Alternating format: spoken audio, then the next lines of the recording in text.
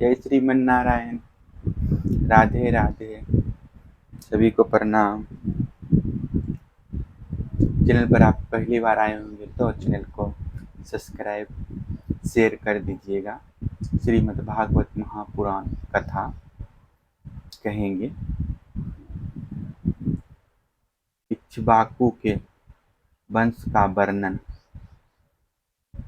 मानधाता और सोबरी ऋषि की कथा। श्री सुखदेव जी कहते हैं, परीक्षित, अम्बरीश के 3 पुत्र थे, विरूप, केतुमान और शंभु। विरूप से पृष्ठस्व और उसका पुत्र रथितर हुआ। रथितर संतानहीन था। वंश परंपरा की रक्षा के लिए उसने अंगिरा ऋषि से प्रार्थना की।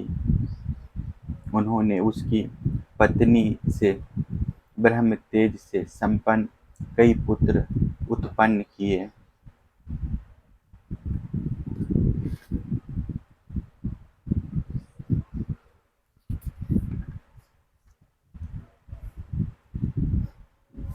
यद्यपि ये सब रथितर की भार्या से उत्पन्न हुए थे, इसलिए इनका गोत्र वही होना चाहिए था जो रथितर का था। फिर भी वे अंगिरस ही कहलाए। यही रथितर वंशियों के परवर कुल में सर्वश्रेष्ठ पुरुष कहलाए, क्योंकि ये क्षत्रोपेत ब्राह्मण थे। क्षत्रिय और ब्राह्मण दोनों गोत्रों से इनका संबंध था। परीक्षित,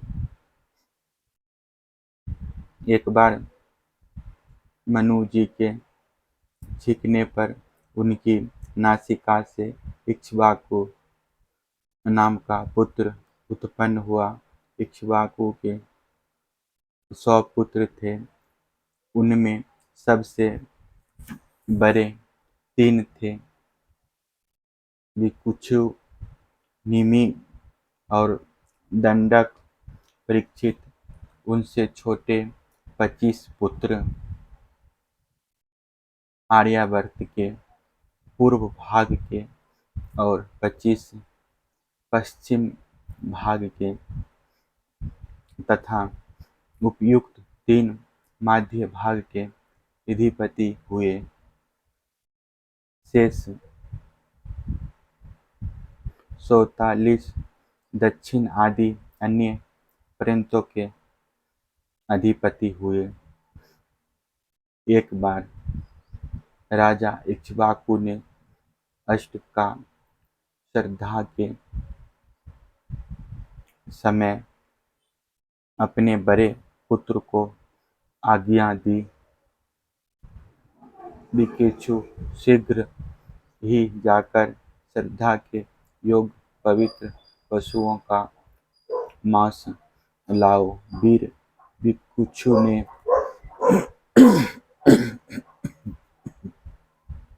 बहुत अच्छा कहकर वन की यात्रा की। वहां उसने श्राद्ध के योग्य बहुत से पशुओं का शिकार किया। वह थक तो गया ही था, भूख भी लग आई थी, इसलिए यह बात भूल गया कि श्राद्ध के लिए मारे हुए पशु को स्वयं ना खाना चाहिए। उसने एक खरगोश खा लिया। विकुक्ष ने बचा हुआ मांस लाकर अपने पिता को दिया। इक्ष्वाकु ने अब अपने गुरु से उसे प्रोक्षण करने के लिए कहा। तब गुरुजी ने बताया कि यह मांस तो दूषित एवं श्रद्धा के अयोग्य है। परीक्षित गुरुजी के कहने पर राजा इक्ष्वाकु को अपने पुत्र की करतूत का पता चल गया। उन्होंने क्षत्रिय विधि का उल्लंघन करने वाले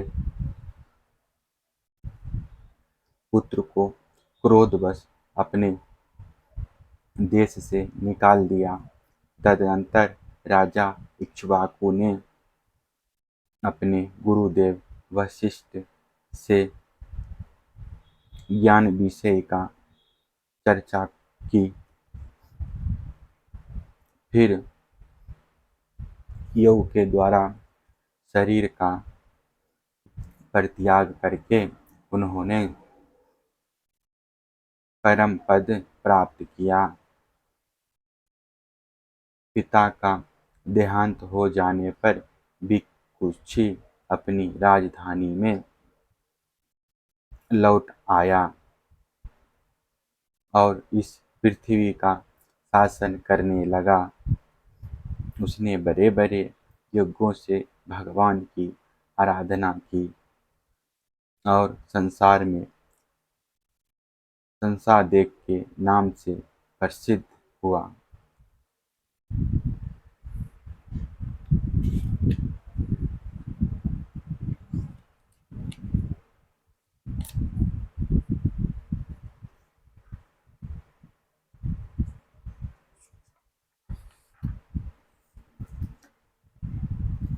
भिक्षु के पुत्र का नाम था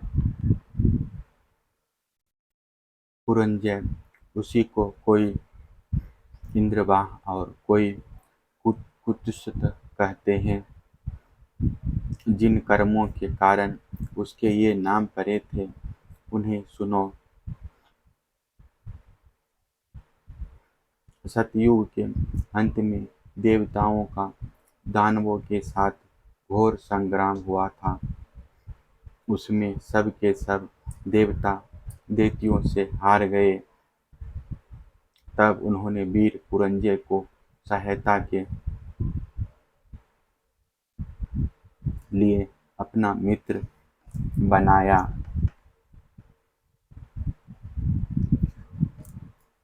पुरंजन ने कहा कि यदि देवराज इंद्र मेरे वाहन बने तो मैं युद्ध कर सकता हूँ।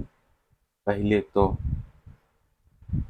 इंद्र ने स्वीकार कर दिया, परंतु देवताओं के आराध्य देव सर्वशक्तिमान विश्वात्मा भगवान की बात मानकर पीछे वे एक बड़े भारी बैल बन गए। सर्वांतर्यामी भगवान विष्णु ने अपनी शक्ति से पुरंजय को भर दिया। उन्होंने कवच पहनकर दिव्य धनुष और तीखे बाण ग्रहण किए। इसके बाद बैल पर चढ़कर वे उसके कुकदील के पास बैठ गए। जब इस प्रकार वे युद्ध के लिए तत्पर हुए तब देवता उनकी स्तुति करने लगे। देवताओं को साथ लेकर उन्होंने पश्चिम की ओर से दैत्यों का नगर घेर लिया।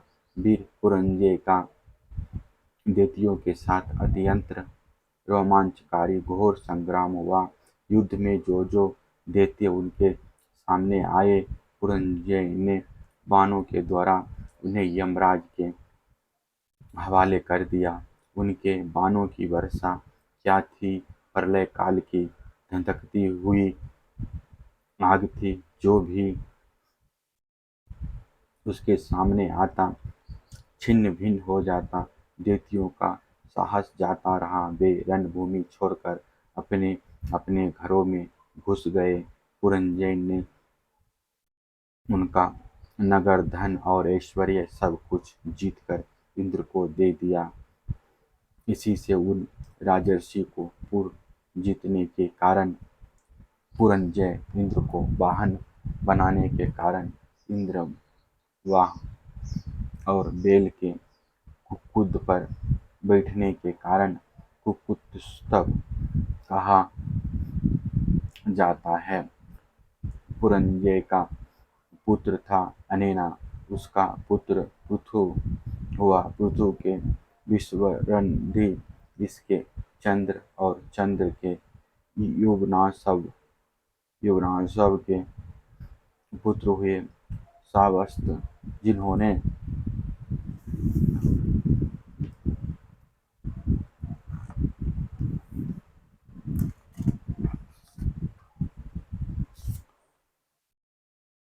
श्रावस्तीपुरी बसाई। सब शतक बृहस्पति और उसके कुबलीय आशव हुए। ये बड़े बली थे। इन्होंने अंतक ऋषि को प्रसन्न करने के लिए अपने 21,000 पुत्रों को साथ लेकर धन्धु नामक दैत्य का वध किया। इसी से उनका नाम हुआ धन्धुमार। धन्धु दैत्य के मुख की आग से उनके सब पुत्र जल गए। केवल 3 ही बचे रहे थे। परीक्षित बचे हुए पुत्रों के नाम थे दिडश्व, कपिलश्व और भरदश्व। दिडश्व से हरिषभ और उससे निकुंभ का जन्म हुआ। निकुंभ के बरहनाश्व, उसके कशाश्व, कशाश्व के सेनजित और सेनजित के युवनाश्व नामक पुत्र हुआ। युवनाश्व संतानहीन था, इसलिए वह बहुत दुखी होकर अपनी 100 स्त्रियों के साथ वन में चला गया। वहाँ ऋषियों ने बड़ी कृपा करके युवनाश्व से पुत्र प्राप्ति के लिए बड़ी इच्छागत के साथ इंद्र देवता का यज्ञ कराया। एक दिन राजा युवनाश्व को रात्रि के समय बड़ी प्यास लगी। वह यज्ञशाला में गया, किंतु वहां देखा कि ऋषि लोग तो सो रहे हैं।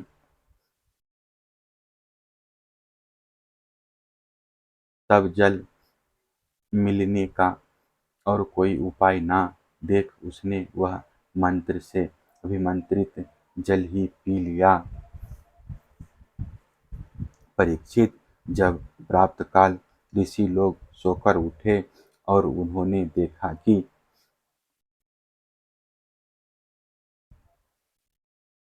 कलश में तो जल ही नहीं है, तब उन लोगों ने पूछा कि यह किसका काम है? पुत्र उत्पन्न करने वाला जल किसने पी लिया? अंत में जब उन्हें यह मालूम हुआ कि भगवान की प्रेरणा से राजा युवनाश्व ने ही उस जल को पी लिया है, तो उन लोगों ने भगवान के चरणों में नमस्कार किया और कहा, धन्य है, भगवान का बल ही वास्तव में बल है। इसके बाद प्रसव का समय आने पर युवनाश्व की दाहिनी कोख फाड़ कर उसके एक चक्रवर्ती पुत्र उत्पन्न हुआ। उसे रोते देख ऋषियों ने कहा, यह बालक दूध के लिए बहुत रो रहा है, अतः इसका दूध किसका दूध पिएगा? तब इंद्र ने कहा, मेरा पिएगा। माँ धाता, बेटा तू रो मत। यह कहकर इंद्र ने अपनी तर्जनी अंगुली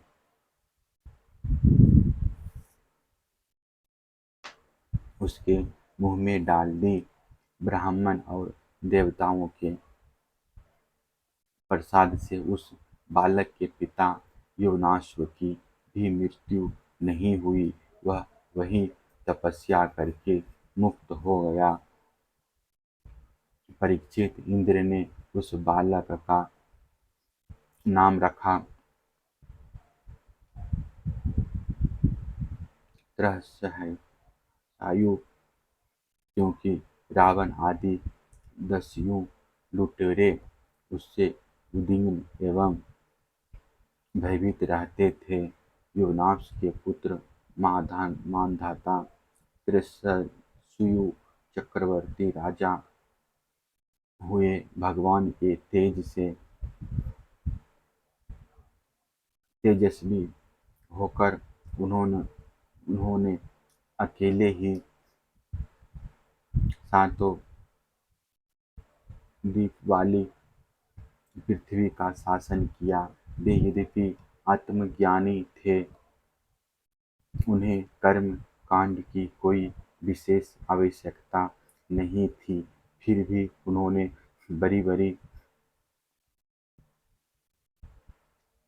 दक्षिणा वाले यज्ञों से उन यज्ञ स्वरूप प्रभु की आराधना की, जो स्वयं प्रकाश, सर्वदेव स्वरूप, सर्वात्मा एवं इंद्रियातीत हैं। भगवान के अतिरिक्त और है ही क्या।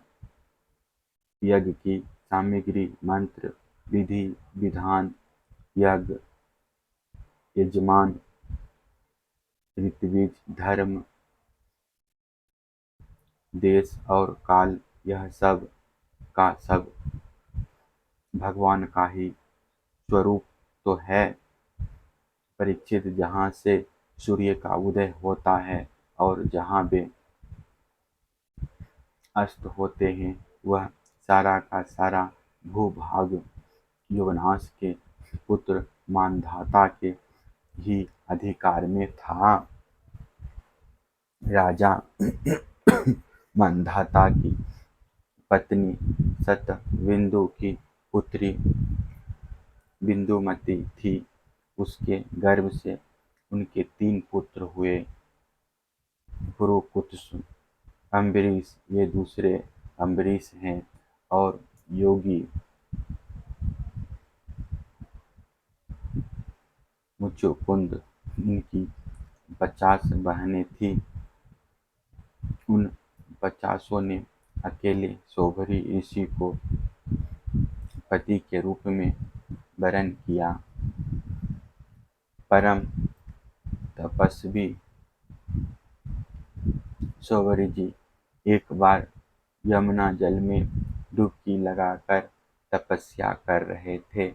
वहां उन्होंने देखा कि एक महर्षि राज अपनी पत्नी के साथ बहुत सुखी हो रहा है।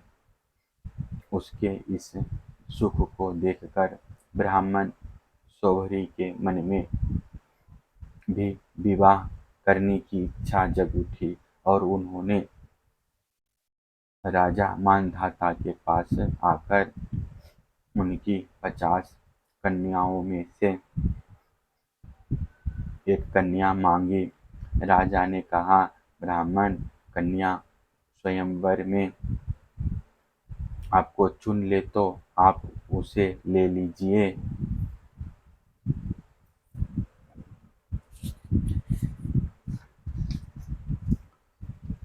शौभरी ऋषि राजा मानधाता का अभिप्राय समझ गए। उन्होंने सोचा कि राजा ने इसलिए मुझे ऐसा सूखा जवाब दिया है कि अब मैं बूढ़ा हो गया हूँ। शरीर में झुर्रियाँ पड़ गई है, बाल पक गए हैं और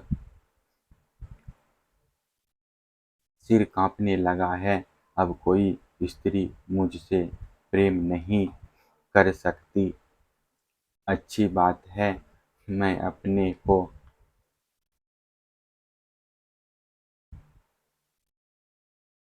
ऐसा सुंदर बनाऊंगा कि राजकन्याएं तो क्या, देवगनाएं भी मेरे लिए ललायित हो जाएगी।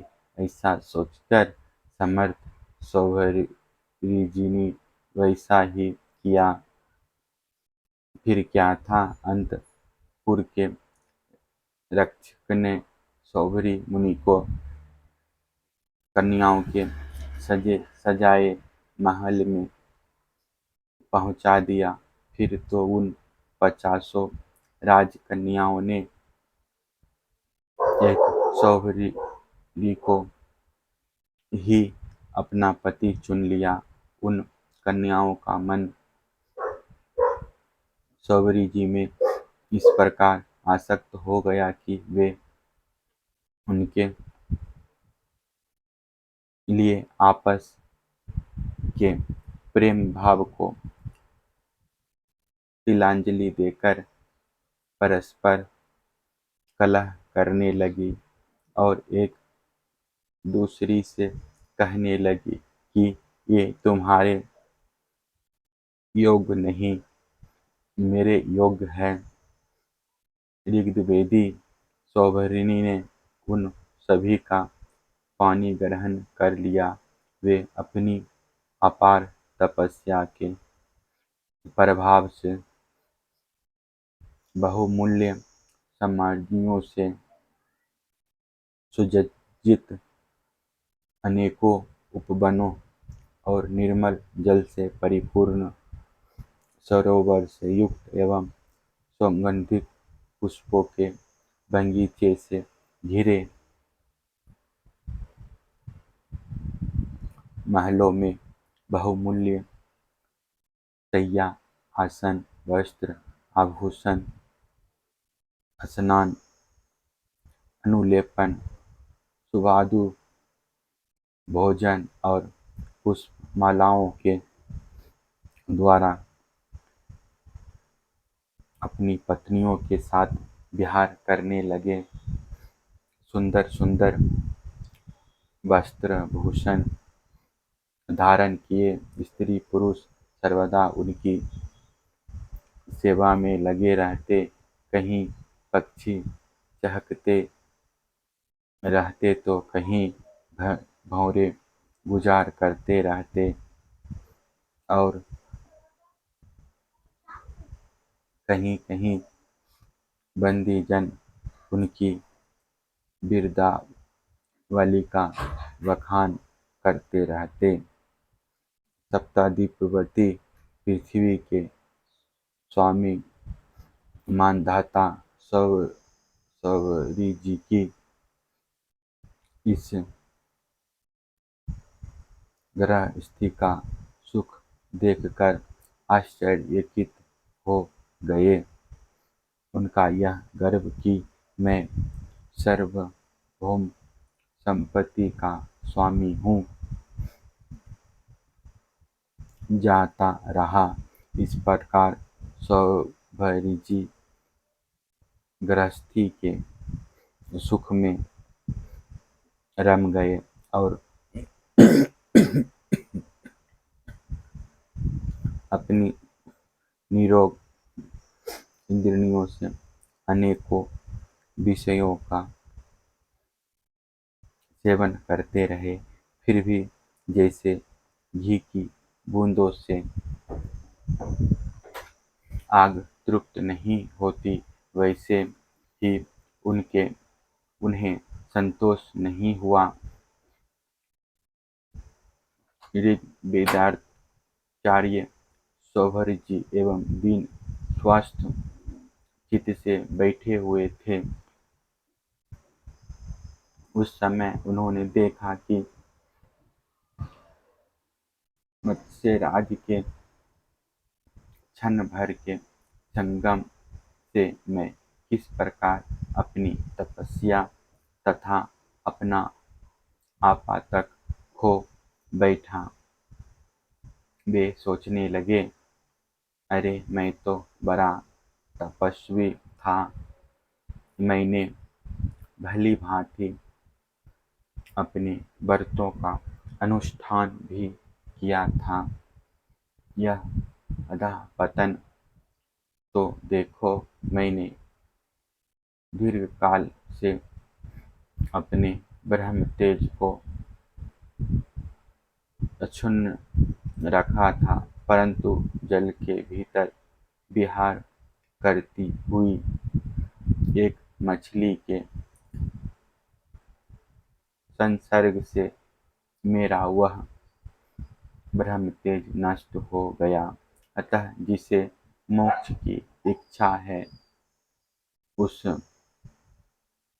पुरुष को चाहिए कि वह भोगी प्राणियों का संग सर्वथा छोड़ दे और क्षण के लिए भी अपनी इंद्रियों को बहिर्मुख ना होने दे, अकेला ही रहे और एकांत में अपने चित्त को सर्वशक्तिमान भगवान में ही लगा दे। यदि संग करने की आवश्यकता ही हो तो भगवान के अनन्य प्रेमी निष्ठावान महात्माओं का ही संग करे। मैं पहले एकांत में अकेला ही तपस्या में संलग्न था, फिर जल में मछली का संग होने से विवाह करके 50 हो गया और फिर संतान के रूप में 5000 विषयों में सत्य बुद्धि होने से माया के गुणों ने मेरी बुद्धि हर ली। अब तो लोक और परलोक के संबंध में मेरा मन इतनी लालसाओं से भर गया है कि मैं किसी तरह उनका पार ही नहीं पाता। इस प्रकार विचार करते हुए वे कुछ दिनों तक तो घर में ही रहे।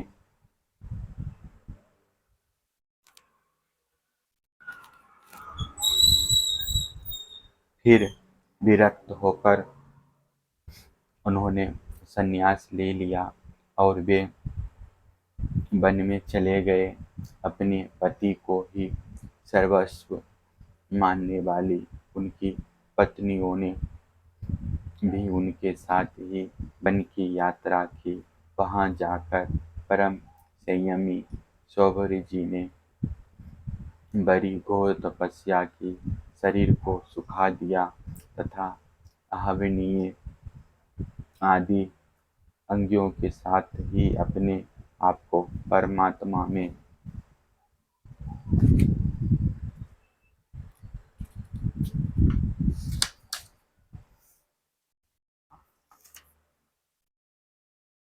लीन कर दिया। परीक्षित, उनकी पत्नियों ने जब अपने पति सौभरी मुनि की आध्यात्मिक गति देखी, तब जैसे ज्वालाएं शांत अग्नि में लीन हो जाती है, वैसे ही वे उनके प्रभाव से सती होकर उन्हीं में लीन हो गई, उन्हीं की गति को प्राप्त हुई। जय श्रीमन नारायण। राधे राधे। चैनल को सब्सक्राइब कर दीजिएगा, शेयर भी कर दीजिएगा। फिर दूसरा कथा में मिलते हैं।